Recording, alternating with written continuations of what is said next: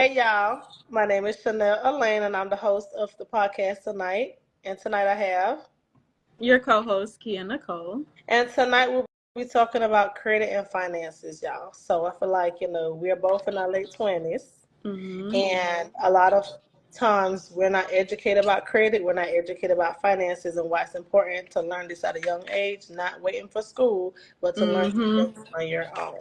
Welcome in to everybody that's coming in. Don't forget to Welcome, comment, welcome. y'all. We appreciate y'all comments as well.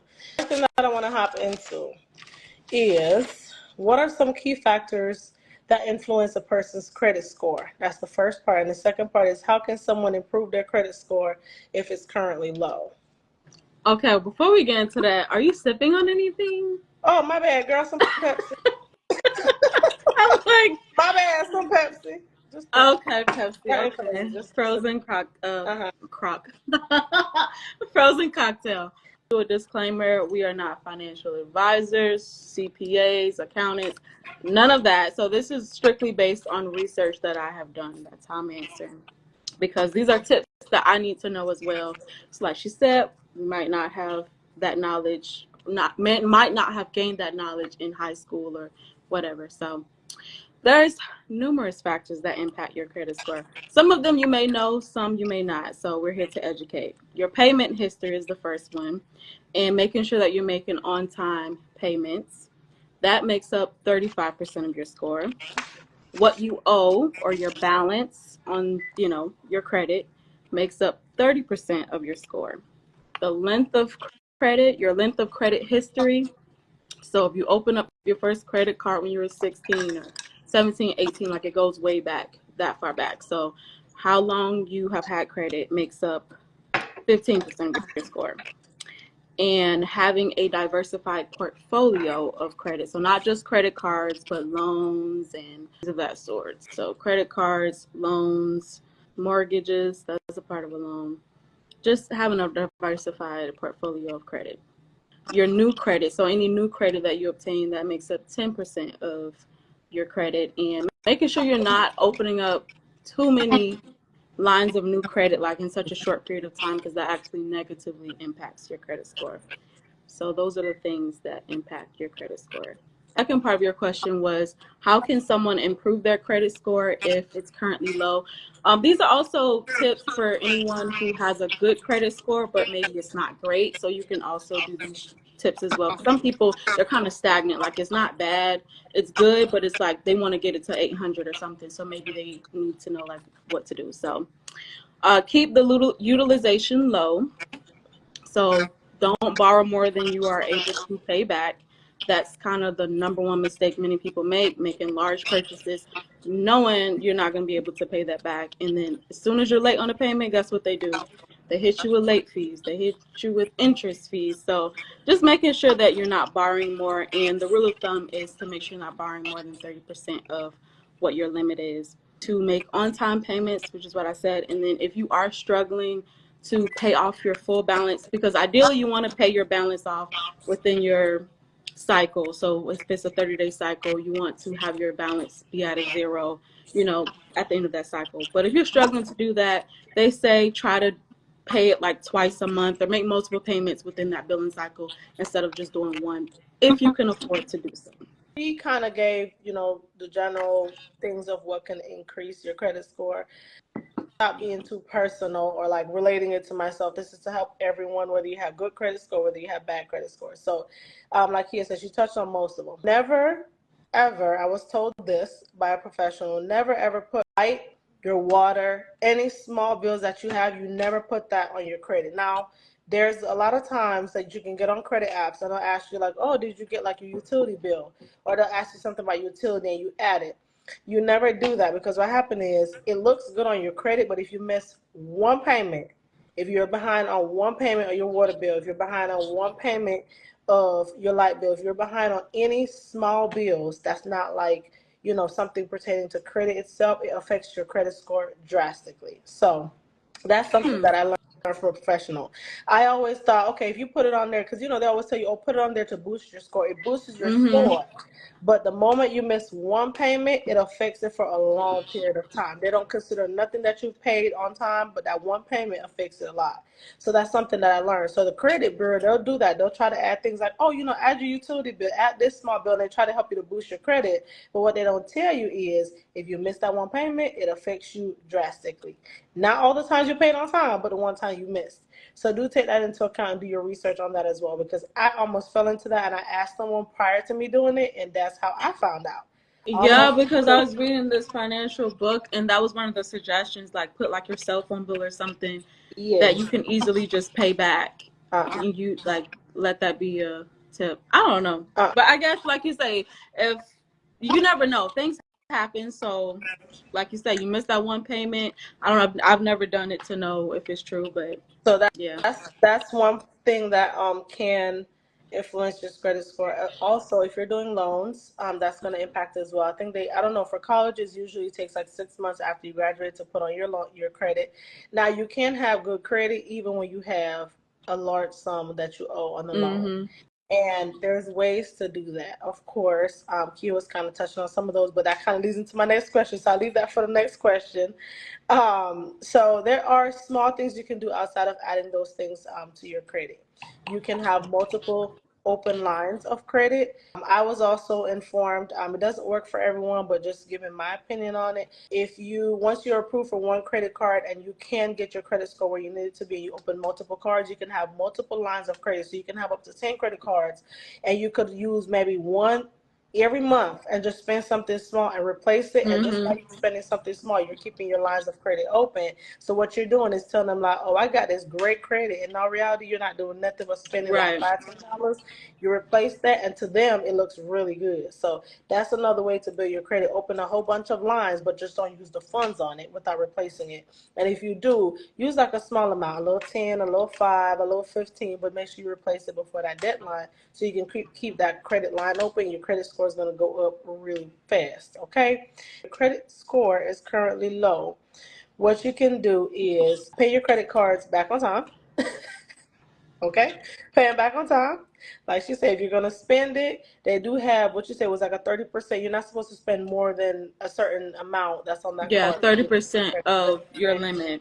Right. And if you're overspending on that, it's negatively going to affect your credit. But if you're minimizing your spending on your credit, and if you're being fair and being smart, what you can do is spend the money from your credit card, take it from your debit because you already was going to spend it, and put it back on your credit card. So every That's what the girl in the financial guide I was reading was saying when it comes to choosing a small routine bill. Like maybe you don't put too many on there, but like she was saying, choose like one or two, like a cell phone bill.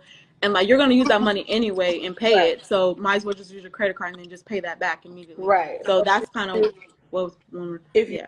you Hmm. have money that you're already intending to spend, why not be smart about it? Use the credit card, replace it. That's one way to Yeah. bring the credit score up as well.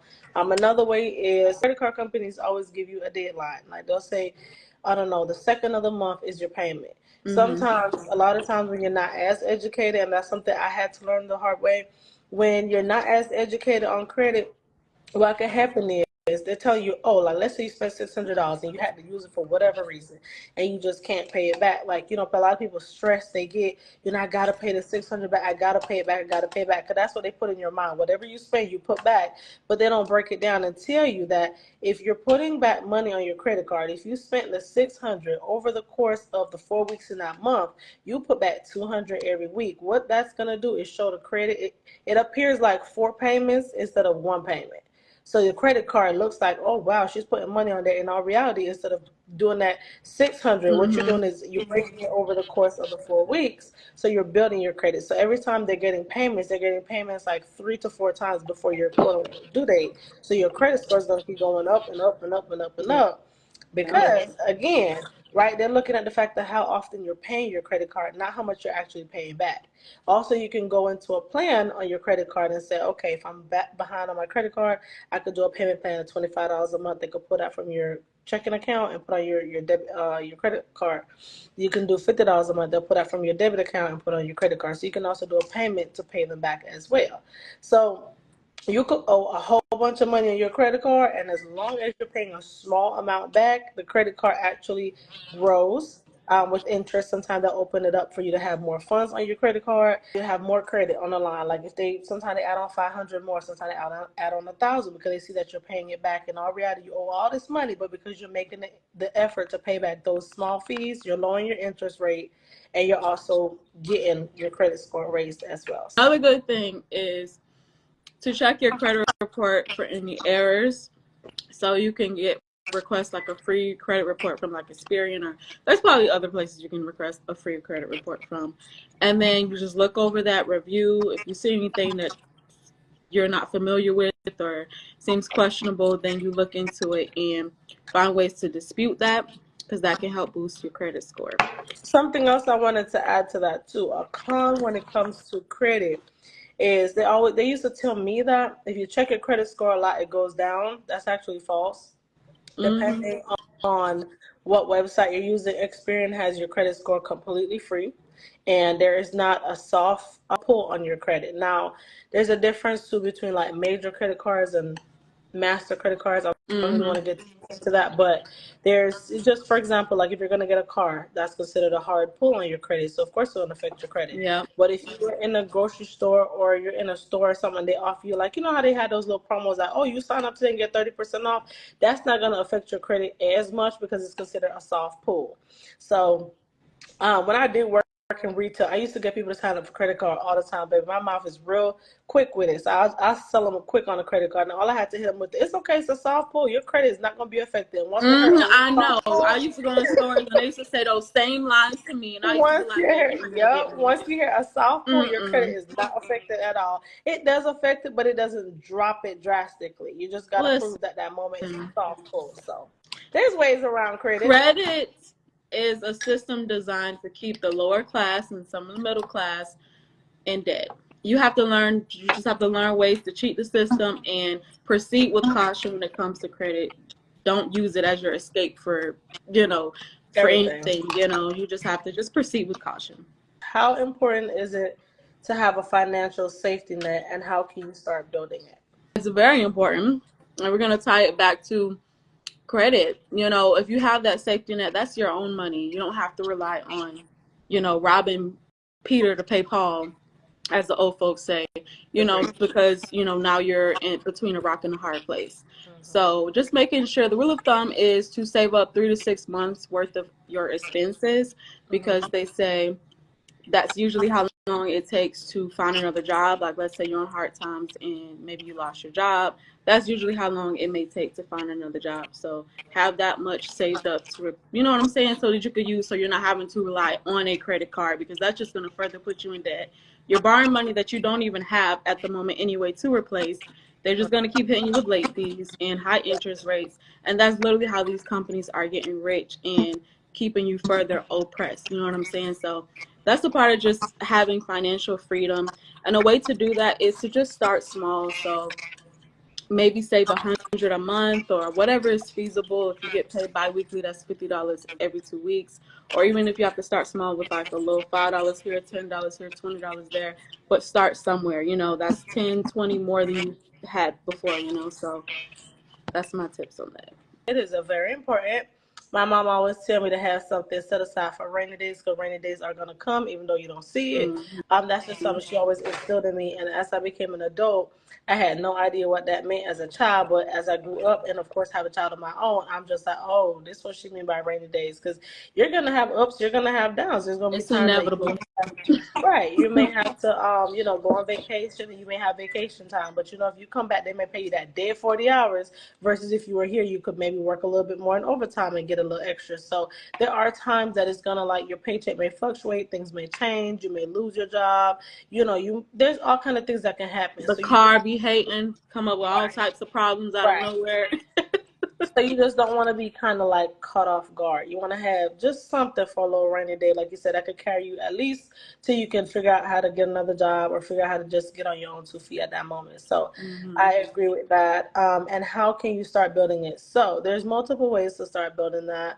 Of course, when you get paid, you have to take out your bills. You got to do this. You have money set aside for fun. Like, there are ways. You have to utilize your money how you got to utilize your money, and it works for everybody differently. You know what your bills are, nobody else do. So I feel like a way that you can implement that, a saving binder. Like, I don't know if you guys know those binders. There's two different binders that's like on TikTok. But I was doing this before it even became like a big deal. But savings account is one. And then you can also do like a piggy bank. They also have the piggy banks that you cannot open it. You literally have to damage it to get inside. So that just forces you to not touch the money. So, all right. So I am back. So this is a binder, right? And when you open it, it has a whole bunch of like stickers. It's gonna tell you what they're for. So you can like have shopping, education, pets, whatever the case is, and then you label each pouch. It also has like a budget sheet that you have in here.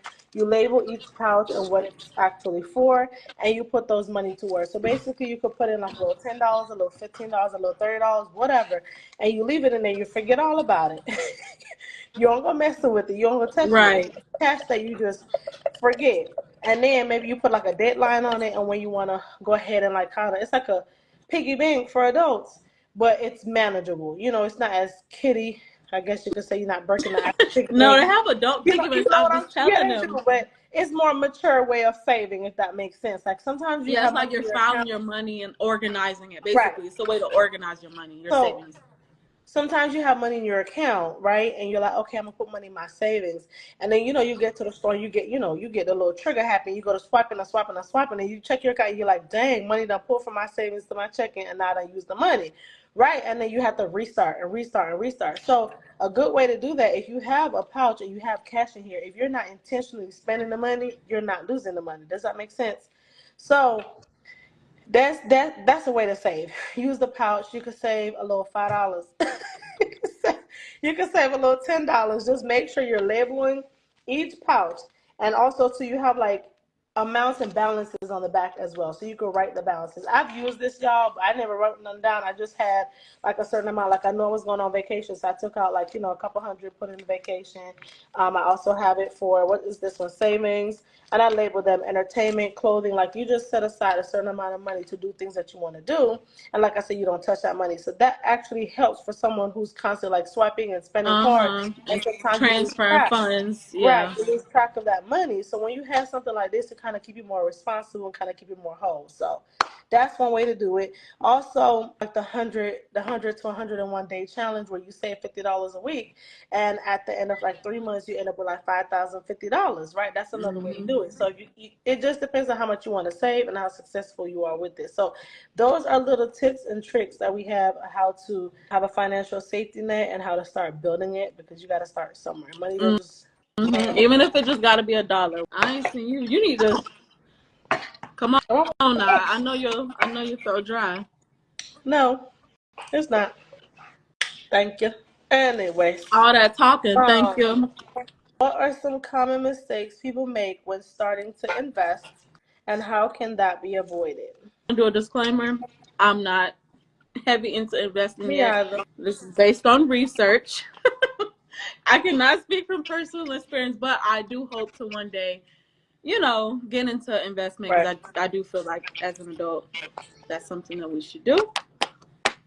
So, based on research, don't go in with too high of expectations. Basically, some people, like with investing, it requires patience, and some people go in with the mindset of, all right, this investment needs to be making me money by like tomorrow or by next week, and it's not that simple. So just going in with patience, and not having too high of expectations. People not having clear, I'm doing the opposite, but people not having clear goals when they go into it. So you may go in because a friend did it, or someone that has gone into investment, and so you want to hop on the bandwagon, but you Right. don't even know the reason for doing it, other than they doing it and they're successful, or they made a little money, so now you want to. Like, you literally have to go on with goals. Like, it's not a game, because you can lose money, you know what I'm saying? And with investment, it's about losing and gaining, but you'll lose it and be more upset because you didn't go in with any intention. So there's that. And then also failing to diversify, like not just investing in one thing, like making sure you're investing in multiple things and just having a diversified portfolio. Investing is something I want to get more into as well. Me personally, I've invested in a few things, but to be honest, it was like play. I was like, oh, let me try this. And it ain't for me. It was kind of like that. You have to do your trial and error because it's like you say, you don't want to go invest in this large sum of money and then it's like a scam or it's just like you don't find a return on your investments. Like you do want to test the waters before you put your feet in kind of thing. Yeah. So I'm like, I done dibble and dabble. And I mean, when I do remember to go on the app and say, "Oh, you made some money," and I'm like, "Oh, that's cool." The next day I go and say, "Oh, you lost some money." I'm like, "Oh, that's cool." So it's like I just play around with it. I Mm-hmm. just have a little bit here and a little bit there. I don't want to be all over the place, and I can't remember what I invested in. So I just have a little bit here and a little bit there, and over a certain period of time, it'll grow interest or whatever the case is. So I'm just like, there's apps out there, honey. You There is just got to be careful. apps, yeah. You just have to be educated too. Like Right. you really need to educate yourself. Don't just hop into something Oh and you yeah, don't do even know your what you're doing. research, and of course, the market's gonna go up, the market's gonna come down. So it's just like how you would gamble. You don't know if one day you're gonna win. You don't know if one day you're gonna lose. So if you put your money in investment, there's not a sure thing you're gonna get return on it. But if you start small, it's kind of like, oh, I could just cut my losses because you didn't really lose nothing. If that makes sense, because you just tried it. So do Mm-hmm. your research. Also see like the interest rates. Do all that. You have to do all that for you and see what works for you in your pocket. So that's what I've done. I've not been back on these apps that I've invested in. If I lost money, I At least did. you tried it. I haven't had If the I made guts. money, I did. But it is very important to start and to look into it, to take the time to educate yourself on that because you don't want to, like you said, follow suit and because it worked for somebody, oh, that means it's going to work for you too. They get a little Mm-hmm. referral bonus. People start going into your accounts. All kind of things can just go left really quick. So just be careful with that.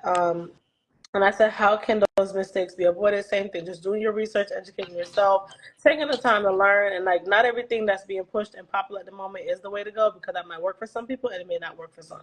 Just like, so Mm-hmm. yeah.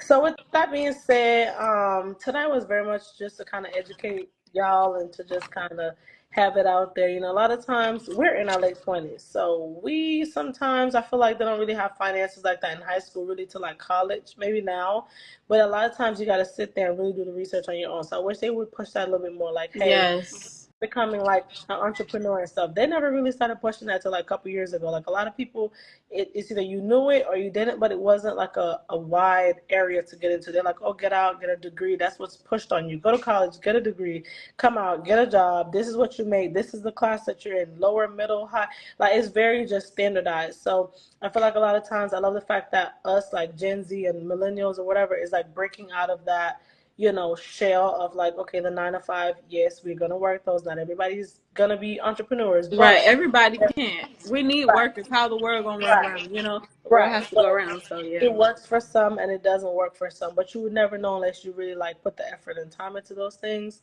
That's how I look at it. So with that being said, we're gonna get into something a little lighter because tonight was real heavy, heavy, heavy. All right. We're gonna get into I'm something done. lighter. So this or that questions just to kind of get our opinions. This or that. Pay off your credit card balance in full or pay it in small payments. Pay it in small payments Right. because, I'm about like we to say, say, that's the cheat well, I'm code about to to say, boost your with credit all this score. education we don't put out there, you better say small payments. No, because I was thinking like, is this really a question? Because we had just answered it. But yeah, just pay it in small payments because that's how you boost your credit score. They always want to pay your credit card in small portions because you build your credit faster. Your credit card actually looks like you're making multiple payments when you're Mm-hmm. not, and you're also paying. If you're paying a little bit every week, if you think about it, you're paying 3 weeks ahead of your due date. That credit card's like, dang, she don't gave me three different payments and before Uh-huh. you. Nope. But in its world, yes. Um, would you prefer to donate your time or donate your money? If I Donate your have the time money, or donate your money. I know like the best answer should be donate your time. You know what I'm saying? Because time is valuable and that probably means more to an organization or to people than money. It depends on where I am in life. Like if I got the time to donate, sure. But if I got the money and they really could use some money, I'm gonna give them what they can really use. Some people like some organizations they really could use the money. I'm in school, but they could find people to clock in and volunteer and stuff. But like some of them just need money. And they can use that money to employ people. Hello. I would rather donate money than my time, because to be honest with you, That's what I'm saying. life is like this much. And I'm like, I got things to do, so I'd rather, if you say, okay, the money is this, and like you said, I have it to give, I'd rather just pay it and give Yeah. it, because I feel like time is just, to me right now, I feel like I always say, and I always tell you this, I'm like, 24 hours is just not enough hours for me to give Yeah. you. We're So I gonna be feel too like busy. if I'm already giving you 2 or 3 hours of my time, I would rather just pay the money for that time and keep it going, because I feel like I'm not going to get that time back. Now, if it's for something valuable or of meaning, yes, I donate my time. But if it's something like, I could just bypass it, no, I'm going to keep my time and give you the money. I'd rather just give Yeah, it. that's So, more so scenario based, but overall, yeah, time. would you rather be 100% debt free or have a good credit score? Oh my gosh, we always get this because this is a question that has been circulating around the internet for Really? years. Yeah, I always see this debate like, do you want good credit or you just want to not have to worry about credit type of thing? So you just want to Okay. be. I want to be debt free. I All don't want. right. I don't Well, want to pay no credit. you can have the debt free, baby. You can have that. I I'd want to be rather have good debt free. credit. I can once I'm debt free, then I can obviously go and like get some more credit, if I need it. But like, there are people out here who do live off the grid and they don't have a credit score. Like they paid off their credit and then they opted out of getting more credit. So after a few years, it's kind of like boom, they ain't got no more credit. It kind of disappears, and Okay, so it me works. personally, I would rather have good credit than to be 100% debt free. 100% debt free is cool, but okay, you're debt free. But listen, you debt free with bad credit, right? They How you didn't gonna? say I had bad No, credit. They said but you debt got free. you got to think about the whole. But listen, No. honey, you got to think about the whole thing. It says, Mm-mm. would you rather be 100% debt free or good How do I credit? have You bad said debt free. credit though? I ain't got no If debt. you debt free, but you don't have the good credit. The opposite of good is bad, honey. If you ain't got good credit, you got Mm-mm. bad They credit. ain't All say right. that. So if you debt free, that means you ain't You got no good credit. Cause you have good credit because I feel like we just explained it. If you have your credit card, you owe something on your credit card and you're paying it, eventually with you paying small amount of payments, you're going to be able to boost that credit, right? When it comes to credit score, it depends on getting a good car sometimes. It depends on getting a good loan. It depends on getting a good house. Anything you want to take out that you feel like you want to put on credit, it is more important to have good credit. You could be debt free and you could get all those things, but if you have good credit gets you further. If you're gonna pay down on the house and you're gonna pay down on certain things, they want you to have credit. They will look at the money in your bank account, but a lot of times when they go to sign them houses, they want to see what your credit look like and they want to see what your partner's credit look like. So most times they say, okay, you got a little 10,000 for closing, that's cool, but let me see what that credit look like. So credit is what you're gonna use to kind of win them over to let them know you're gonna pay them back their money. 10,000 don't mean nothing to them in the bank. They could find anybody with that. But if you have good credit, they're like, okay, I know for a fact I'm gonna get my money back. It's more for guarantees, more for an assurance to have the good credit versus just a debt free. Listen, I had debt free debt with my loan and stuff, but when you go get a car and everything, they'll look at that and they're like, oh, I see this and see that.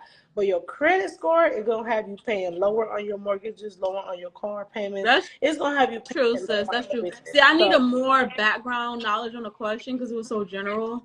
So I'm like, well, obviously I want to be debt free. Tail end of that, like being debt free, but what? Like, what does that mean? Like debt free. Then you said debt free and bad credit. I'm like, no, I don't want that. I want to be debt free and good credit. well, you had the question is not for me to provide you context clues. The question is to choose one. Baby, that was too You, much. you had to think about the I don't. context clues. I'd rather create a budget and stick to it. Again, create a budget and stick to it, or track your expenses without a budget. Like for example, if you go to Walmart, you're like, all right, I'm spending $100 and no more. Or would you rather go to Walmart and be like, I could spend between 100 and 150, but you don't know exactly the amount, but you're gonna keep a track of it. You're like, maybe I gotta put back a few things. Would you rather do that, like go off of no budget, or would you rather have a budget and kind of stick to it? So I don't have a budget, but I got the money. Like, are you trying to say like I'm rich and I don't Okay. need a budget? The question again is the question. She over. The question is, it's simple. No, it's Create a not. budget. Create a budget and stick to it. If you go to Walmart, you say, I'm spending $100 and nothing more. That is sticking to a budget, right? That's your budget. Oh, I be Or, doing that anyway. or, or would you rather say, I could spend between a little one to, 200, 150, whatever, but you don't have yourself on a budget. You could spend, and it's a range of what you could spend. Would you rather go about it that way? Oh, Would you rather yeah. have a budget? Yeah, give myself a range. That's still a budget. They're both Kia, answer the question. budgets. Budget or no budget? No, you said give yourself a range I'm or a giving you an strict budget. example of what it is. That's Oh not the my God. question. This is so complicated. Y'all Overall, I'd get what rather I'm have a saying? budget. The question is creating a budget and sticking to it. If you go on a trip or a vacation, you say I'm spending no more than $5K. That's a budget. You're spending no more than that. Would you rather do that? Or would you rather go and say, well, I could spend 5K, 10, 20, but I'm giving you a range of where you could go. It could be 5, it could be 10, it could be 20. You don't know. You're just like, well, I'm going to spend till I'm content. Would you rather go with the budget or not? That's the question. Life, I desire, luxury. So when I get to that point, then yeah, I'll do a range. Like I'm not going to be limited to a set amount. So okay, I'm going to speak for my future self. My future self, we give them ourselves a range. We don't have a strict budget. So you would rather track your spending without the budget? You just don't keep it in mind? I'm going to have a range and I will be tracking it. Yes. Okay, so I agree as well. I rather track my spending. Like I have an idea of what I want to spend, but there's not a cap on what I'm actually spending. I rather do that because I feel like sometimes when you limit yourself to a budget, 99.999% of the time you go over it anyways. So me personally, I would rather not give myself a budget because it makes it harder. And then it's like I'm gonna always, I don't want to say I'm going to miss out on certain things, but I'm going to be more upset at the fact of like, oh man, I didn't manage it the right way. Like you could have a budget of 5K and buy one thing, you're like, dang, that's it. Or you could kind of have like an open budget. You could buy a few things and you're like, oh, okay. Yeah. So I'd rather just track it and make sure I'm spending it wisely versus having a set budget. Now for groceries, I don't never stick to a budget. So that goes out the window for me. Like I always say I'm going to spend this and I spend 2 to 3 times that. I don't know how or why, but that's why I'm like, just keep it open so you have a mind or a range of what you want to spend.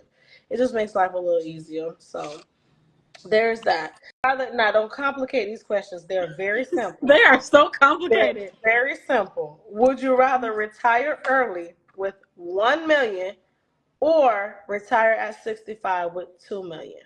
Don't ask no extra questions. It's an A or B. Okay, I'm trying to repeat it back. Stop. Don't do me. These questions are so, like, my brain is struggling to simplify them. You're like overcomplicating the question. It's like a choice. Retire early.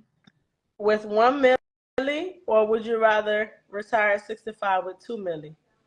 What's early? Okay. Kia. Okay. Retire early, any age you pick, with $1 million.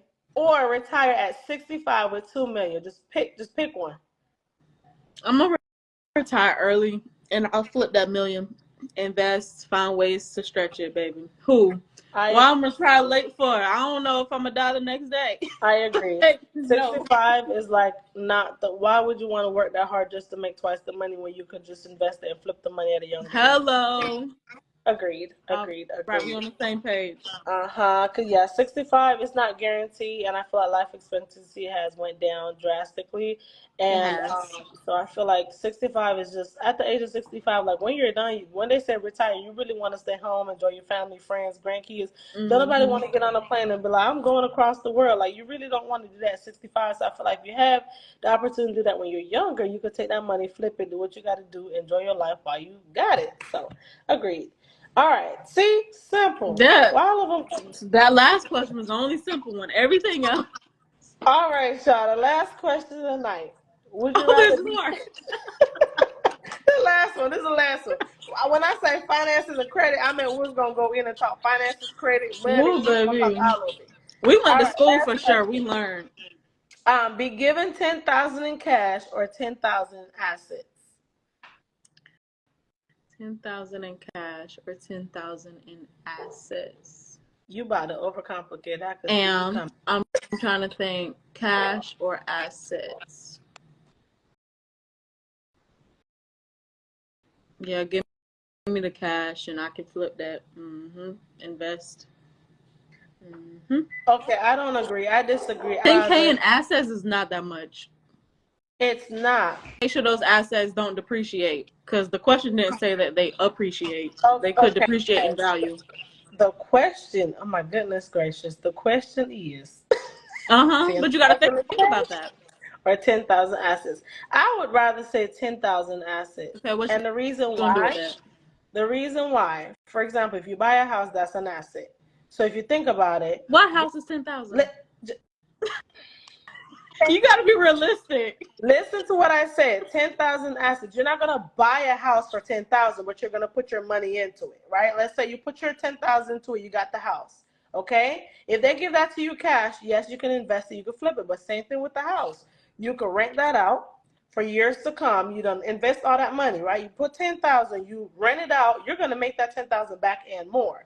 Whoever's renting it out is gonna pay your house off. Now you got a free house, and you've already made back your investment on your money. That's an asset. No. Keep going. I'm going to tell you where you went wrong at, but keep going. You gonna tell me where I went wrong at, or you gonna tell me what my preference is? This is No, official. I'm This is telling what I you. prefer. Come This is on, what keep I going. prefer. This is my preference. No, it's not about your preference. Keep going. 10,000 in cash versus 10,000 going into assets. I never specify what assets you put it in. But I'm saying, me personally, I'd rather 10,000 assets, because that'll be years and years and years. And for me, if I get 10,000, right, it's easier to spend the cash than it is. If you have that in hand, to me personally, not me personally, it's easy to be like, okay, I'm gonna go do this, I'm gonna go do that. Do you know how fast you can snap and 10,000 out your hand, cash is gone? If you put it in, if you invested it into something, like I say, a house, for example, that money's already tied up in there, right? Of course, 10,000 is not for a house, but you know what I mean. You're putting it towards an asset. You're putting it towards something, right? Okay. Once that's already in there, right? You get the house rented out. You rent it for a certain amount, flip the profit, boom. Someone rent it, they pay off your house. Now your house is paid off. That's a free house for you, right? Cool. Now 10,000 that you already have in there, that's paid back or whatever the case is. Now monthly, you're getting income from that. You're getting income, and you might be getting half of what you would have charged. Maybe let's say you charge 5,000 on the house or something. You're getting that back every month. In 2 months, you've already made back that 10,000 you invested. They're gonna keep it coming, keep it coming, keep it coming. You're paying months and months and months and months. So I feel like that 10,000 got stretched more in the assets than if I had it in hand. Now, me personally, I'm not telling you what to do. I'm saying me personally, if I had 10,000, it's easier for me to spend the cash. So I would rather have it in assets that I know is going to work for me and make me that money back. If I have it in hand, I'm not going to want to invest it. I'm going to want to spend it because it's right on hand. So that's where No, I'm coming that's from. facts. I ain't gonna Why? invest it, but it sounded good. That's what I'm saying. But I That's need why to I said be I would rather educated take on the it. assets as well. Like, does it depreciate? Does it appreciate? Like, it needs to be. It has to make sense. So the Basically, the question, asset has to make sense.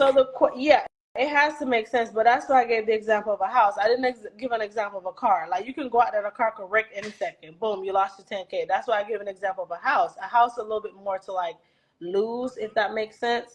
So if you put 10,000 in a house and you rent it out, you're gonna make that back in nothing. You have somebody living in there who's gonna basically pay off the house for you, and then you getting free money monthly off of a house that's free. You're not gonna sell that house, you're gonna rent it. Why do you think landlords rent? They're not gonna sell that house because they make more money renting. They done paid the house off, so this is just pocket money at this point. And imagine all that money that they've already spent on the house, all the money they've already invested on the house. They're making that tenfold because the house paid off already. So now it's just free money. Does that make sense? Why I'd rather go the route of Well, if asset. you use a different example, yeah, it would make sense. Only because homes are very expensive, so that 10,000 ain't gonna get you too far with the house. There's maintenance and all types of issues unless you getting a brand new house, and that's Yeah, definitely expensive. So you overcome. The again, you gotta use another question. example. Homes are so pricey that 10 ain't gonna I get you use an nowhere. example of what I would put my assets into. Your assets may be different. You might say, okay, I have more value in a car, but guess what? Not a car. Even if they put 10,000 in that car. Now, mind you, of course, a car is not 10,000, but when it says assets, you're not paying off the thing in full. You're putting a percentage towards that asset, is what I'm saying. So when you say 10,000, of course, a car in 10,000, you're gonna put that percent into the car. But let's say you put that percent in, you decide you want to go and you want to do tour or something, and you rent out your cars. You rent out that car, people are paying you monthly, paying you monthly. You're going to put that towards your monthly payment. Of course, you're not going to charge a person your dead set amount for your car. If your car is, I don't know, $400 a month, you're going to maybe charge them $8, pocket $4, pay for dealers. You see what I'm saying? So that, but at that point in time, the little 10,000 you put in there, you're getting that back. You're already getting $400 a month. Look how quick that's going to add up. So it's like they're paying for your car while you're getting a portion of the money. Does that make sense? Move on to the next question or That's it. whatever. That's it. I'm done. Please. Girl, I tuned out after a while. I ain't even gonna lie. I'm done. All right, y'all. Thank y'all to everyone that tuned in, everyone that stuck it out with us. That's just my little knowledge that I have on finances, money, and also credit. Ways to just like kind of help you out. And like I said, this is really for anybody because it's never too late to bring your credit up. And for somebody, boy, when student loan hit my credit said doo-doo. And I did, a few of these things, and now it's, my credit's where it needs to be. Let's just say, if I chose to apply for a credit card, they're going to approve me. So I don't apply. No. So these are just things that I've used that has helped me to get me where I'm at with my credit. So, just trying to share that and put y'all on game for whoever is not on game. So anything else you wanted to add before I close this out? No. Go ahead and close this out. All right. So that's it for us tonight, y'all. Don't forget to follow our podcast page, which is Live and Unfiltered. We do not go live there because we're still trying to build that. So we go live on our personal page. We'll be back on next Tuesday on Kia's page. And also this video will be up later on YouTube this week. And I think that's it, right? Yep. I'm not missing anything. Everything. All right. Thank y'all again for tuning in. Thank you, guys. Bye. See you next week.